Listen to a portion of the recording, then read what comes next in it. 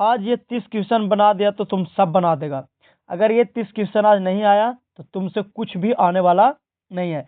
आज ये छठा चैप्टर जो बायोलॉजी चल रहा है उसमें से अगर तुम 30 में से अगर बाबू 28 और 29 क्वेश्चन बना देता है, 25 प्लस तुम कर देगा, तो एक बच्चा अच्छा माना जाएगा। यानी यहाँ से समझा जाएगा कि आप क्लास 10th के लिए तैयार हैं बोर्ड एग्जाम के लिए। अगर ये बाबू आपको से नहीं बन पाता है तो आपसे ये कभी होने वाला नहीं है। ये क्वेश्चन के एक लेवल है, ये तुक्का मारने वाला क्वेश्चन नहीं है। जो बनाएगा वही बच्चा जो पढ़ेगा। तो देखते हैं। है तो मेरा नाम सूरज कुमार, आप देख रहे हैं हमारे यूट्यूब चैनल आरक्षण NST। देखते हैं कि आप लोगों में कितना दम है बनाने के। तो क्वेश्चन पहला कह रहा है बाबू आपका कि पुष्प के कौन सा भाग परागकण बनाता है, बताओ। बाह्य दल भाग, पंखुड़ी भाग, पुंकेसर भाग या स्त्री केसर भाग, बताओ कौन सा। अगर कहेगा तो इसको ऑप्शन भी सोल्व करेंगे। बाह्य दल भाग बनाता है, नहीं बनाता। पंखुड़ी बनाता है, नहीं बनाता। पुंकेसर जी, स्त्री केसर नहीं। तो परागकण की बात है तो परागकण है जो पुंकेसर बनाता है। ये पुष्प का नर भाग होता है छोटे, कुछ होता है पुष्प का नर भाग होता है। इसी को पुमंग भी बोला जाता है, कुछ बोला जाता है पुमंग। नहीं पता चला चेंज कर देते हैं, ब्लैक पेन कर देते हैं, ठीक है। इसी को कुछ बोला जाता है बाबुआ, तो इसी को पुमंग बोला जाता है, पुमंग, है ना। ये स्त्री भाग होता है, ठीक है। तो देखिएगा, तो ये इसका आंसर कुछ हो जाएगा बाबू सी, बी। जब फर्स्ट करेंगे बी कुछ है कि शुक्राणु का निर्माण होता है। शुक्राणु का निर्माण होता है कहाँ बाबुआ, तो शुक्राणु का निर्माण होता है वृषण में। कहाँ होता है, वृषण में, ठीक है। ए इज राइट आंसर। शुक्राणु का निर्माण वृषण में होता है। इसी को इंग्लिश में टेस्टिस कहा जाता है बाबू, ठीक है। अगला क्वेश्चन, क्वेश्चन नंबर 3 कह रहा है कि लिंग गुणसूत्र का पूर्ण जोड़ा पाया जाता है। मतलब कि लिंग गुणसूत्र का, लिंग गुणसूत्र किसको कहेंगे बाबू, ये बताओ पहले। उन्हें हल्का बड़ा करते हैं, ठीक है। क्वालिटी अच्छा नहीं पता चल रहा है तो क्वालिटी को बढ़ा लीजिएगा, ठीक है। अगर जल्दी जल्दी बोलते हैं तो उन्हें कमेंट कीजिएगा कि सर आप उन्हें जल्दी जल्दी बोलते हैं, धीरे धीरे आराम आराम से बोलिएगा, ठीक है। तो कहते हैं लिंग गुणसूत्र का पूर्ण जोड़ा पाया जाता है। देखो जल्दी जल्दी चलते बोलते हैं। ऐसा नहीं है कि हम बिगनर टीचर हैं, हम बाबू 5-6 साल हमको एक्सपीरियंस हो गया। भले आज हम ऑनलाइन में अभी आए हैं, लेकिन हमको ऑफलाइन कोचिंग में, हमको चैनल पर जाकर आप देखिए, चैनल पर आप जाकर देखिएगा तो हमारा जो टॉपर लेकर ना उसका लिस्ट है, देखिएगा। तो कहता है लिंग गुणसूत्रों का पूर्ण जोड़ा होता है किसमें बाबू, तो पुरुष में। पुरुष ये जो लिंग गुणसूत्र बनाता है। अगला, पुष्प का कौन सा भाग फल बनता है, तो पुष्प का कौन सा भाग बाबू, अंडाशय भाग है जो फल बनता है। और ये दोनों हो जाएगा जो स्त्री भाग हो जाएगा। कौन सा भाग, स्त्री भाग है। ये परागकोश है जिसमें परागकण होता है बाबू, ठीक है।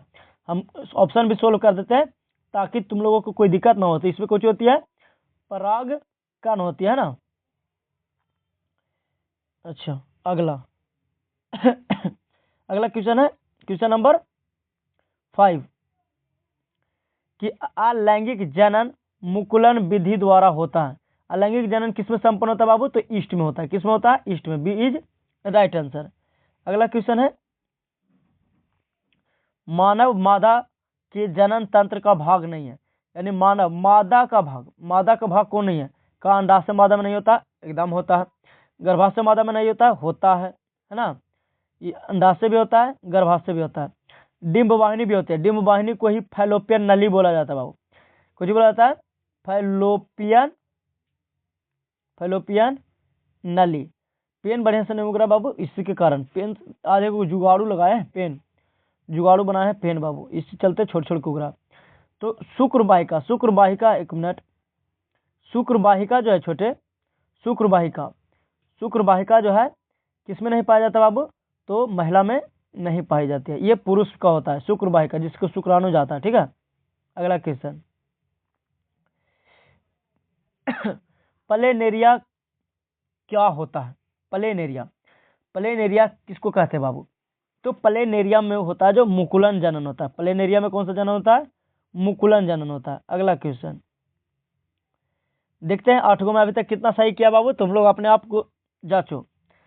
कहता है अगला क्वेश्चन है बाबू छोटे कि मानव जनन अंग किस आयु में परिपक्व एवं क्रियाशील होता है।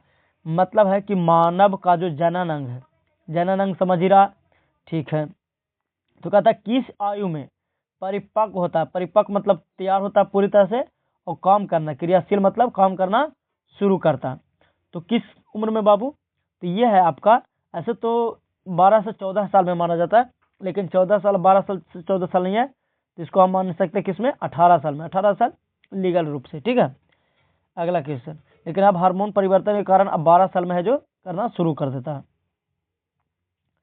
अगला क्वेश्चन है क्वेश्चन नंबर 9, मुकुलन जनन द्वारा जनन प्रजनन, जनन ही को ही प्रजनन कहा जाता है, इस जनन भी मान सकता है। ठीक है, इनको हाथ से लिखते हैं ज़्यादा अच्छा रहेगा। तो समझ गया बाबू कि मुकुलन जनन द्वारा किस में होता है बाबू, तो ईस्ट में। ठीक है, अगला क्वेश्चन कि नर युग्मक तथा मादा युग्मक के संलयन को क्या कहते हैं, तो ये दोनों को निषेचन कहते हैं कि जब नर मिलेगा और कुछ मिलेगा मादा मिलेगा। युग्मक किसको कहते हैं, यानी नर का युग्मक को शुक्राणु कहते हैं बाबुआ, और मादा को कुछ कहते हैं अंडाणु, और शुक्राणु अंडाणु मिलता है तो निषेचन होता है। अगला, अंडाणु निषेचित होता है मतलब कहाँ, तो ये होता है फैलोपियन नली में बाबू। कहाँ होता है, फैलोपियन नली, फैलोपियन नली ये होता है छोटे। ठीक है, ये होती है कुछ फैलोपियन नली, तो एक महीना इधर बनता तो एक महीना इधर बनता।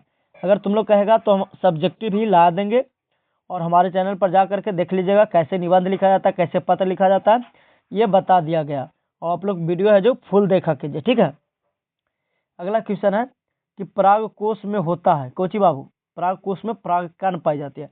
ऐसा ऑब्जेक्टिव कोई नहीं लाएगा, तुमको कह देते हैं पराग कोष में कोची पाया जाता है बाबू, पराग कण पाई जाती है। अगला है, निम्नलिखित में से कौन सा मानव में मादा जनन तंत्र का भाग नहीं है, कहता है निम्न में से कौन सा मानव में मादा जनन तंत्र का भाग नहीं, मादा जनन तंत्र यानी मादा का भाग को नहीं है, का अंडाशय नहीं है, गर्भाशय नहीं है, डिम्बवाहिनी नहीं है, शुक्रवाहिनी नहीं है, तो मादा का भाग कौन नहीं है बाबू, तो शुक्रवाहिका। अच्छा शायद ही हो गया था क्वेश्चन। ठीक है, अगला अगला कहता है क्वेश्चन बाबू कि नर में टेस्टोस्टेरोन स्रावित प्रायः कितने उम्र में प्रारंभ होता है, कि नर में जो टेस्टोस्टेरोन नामक हार्मोन स्रावित होता है कितने वर्ष की उम्र में, तो 15 से 18 वर्ष की उम्र में है जो टेस्टोस्टेरोन स्रावित हो जाता है। देखो टेस्टोस्टेरोन के कारण ही नर में दाढ़ी आता है, मूछ आता है, क्यों आता है मूछ दाढ़ी, किसके कारण आता है, टेस्टोस्टेरोन के कारण। ठीक है, अगला क्वेश्चन, क्वेश्चन नंबर है बाबू 15। देखो बाबू, तो तुम लोग को टारगेट देता है कि कब जल्द से जल्द हमारा 1000 सब्सक्राइबर का कर दीजिए, पूरा कर दीजिए, फिर हम लाइव आएंगे और लाइव आकर लोगों को पढ़ाने का काम करेंगे। डिजिटल बोर्ड लेंगे, 1000 जन हम का हो जाएगा तब। ठीक है, मलेरिया उत्पन्न करने वाले मच्छर यानी मादा एनोफिलिस किस तरह के जल में उत्पन्न होता है बाबू, तो ये तो साफ जल में होता है। किस जल में होता है, साफ जल में, कि गंदा जल में, गंदा जल में। तो मलेरिया जो मादा जो मच्छर होता है जो मलेरिया उत्पन्न करता है वो गंदा जल में होता है। ठीक है, अगला क्वेश्चन, हाइड्रा में किसके द्वारा अलैंगिक जनन होता है, तो किसके द्वारा होता है बाबू, हाइड्रा में, तो हाइड्रा में होता है आपका मुकुलन जनन द्वारा। किस में होता है, मुकुलन जनन द्वारा। ये तो आपकी ऑब्जेक्टिव कहता है वायरल ऑब्जेक्टिव, ये आपके पक्का पूछेगा, तुम देख लेना 16वां नंबर ऑब्जेक्टिव पक्का पूछेगा, 16वां या 17वां दोनों में से कोई। मुकुलन जनन द्वारा अलैंगिक जनन होता है किसमें, ईस्ट में। तुमको हम 16 और 17 को हम दावा करते हैं कि आपकी पूछ रहा था, पूछ रहा जहाँ ना पूछेगा ये हम वीडियो तुम लोगों के सामने लाएंगे। ठीक है, अगला तो हाँ, अभी देखो बाबू हमारे चैनल है, इसको सब्सक्राइब कर लीजिएगा, नया लेकिन पुष्पी पादपों में लैंगिक जनन किसके द्वारा होता है, यानी पुष्पी पौधा में लैंगिक जनन किसके द्वारा होता है, क्या पत्तियों द्वारा, तना द्वारा, फूल द्वारा या बीज द्वारा, तो किसके द्वारा होता है बाबू, फूल के द्वारा होता है। निषेचन किसके द्वारा होता है, फूल के द्वारा होता है। ठीक है, अगला क्वेश्चन है कि इनमें से कौन सा अलैंगिक जनन की विधि है, किसका, तो अलैंगिक जनन की विधि कौन है, तो इनमें सभी, यानी विखंडन भी अलैंगिक का ही भाग है, मुकुलन भी अलैंगिक का भाग है, बीजाणु भी अलैंगिक का भाग है, तो इसमें इसलिए डी इज राइट आंसर। ठीक है, अगला क्वेश्चन को जी कह रहा था कि डेंगू उत्पन्न करने वाले मच्छर किस तरह के जल में होता है, तो डेंगू उत्पन्न करने वाला, मलेरिया उत्पन्न करने वाला गंदा जल में, जबकि डेंगू उत्पन्न करने वाला बाबू साफ जल में। ये कंफ्यूजन ना होना, डेंगू उत्पन्न करने वाला मच्छर साफ जल में, कुछ बेला में साफ जल में, जबकि मलेरिया उत्पन्न करने वाला गंदा जल में होता है। ठीक है, अगला क्वेश्चन है बाबू छोटे, अगला क्वेश्चन कह रहा है छोटे कि नर युग्मक तथा मादा युग्मक, नर युग्मक तथा मादा युग्मक के संलयन क्या कहलाता है, ये निषेचन कहलाता है। क्या कहलाता है, निषेचन कहलाता है। अगला क्वेश्चन जो है, अगला क्वेश्चन कहता है कि कॉर्पस लूटियम से स्रावित हार्मोन को हम क्या कहते हैं, कॉर्पस लुटियम से जो हार्मोन स्रावित होता है उसको बाबू, उसको हम लोग कहते हैं प्रोजेस्टेरॉन। ये हमेशा खाली सिर्फ महिला में होता है, ठीक है, इसमें होता है महिला में। अगला क्वेश्चन बाबू, निम्नलिखित में से कौन सा एक प्रोटोजोआ जनित लैंगिक जनित रोग है? प्रोटोजोआ से होने वाला एक रोग, और वो भी लैंगिक रोग, क्या सिफिलिस, एड्स, ट्राइगोनेसिस या गोनेरिया? तो कौन सा रोग होगा? तो ट्राइगोनेसिस हो जाएगा बाबू। अगला क्वेश्चन है कि स्त्रियों में संपन्न होने वाली प्रजनन चक्र को कहते हैं? तो मासिक चक्र, ठीक है, रजोधर्म और मासिक धर्म। तो ये डी इज राइट आंसर, सब हो जाएगा भाई, क्या हो जाएगा? सब हो जाएगा। अगला क्वेश्चन है कि फूल में नर प्रजनन अंग को क्या कहते हैं?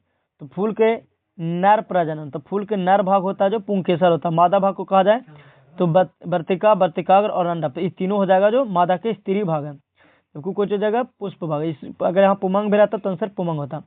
अगर वीडियो अच्छा लग रहा है तो लाइक कीजिएगा, शेयर कीजिएगा, सब्सक्राइब कीजिएगा, लाइक कीजिएगा, शेयर कीजिएगा और कमेंट जरूर कीजिएगा।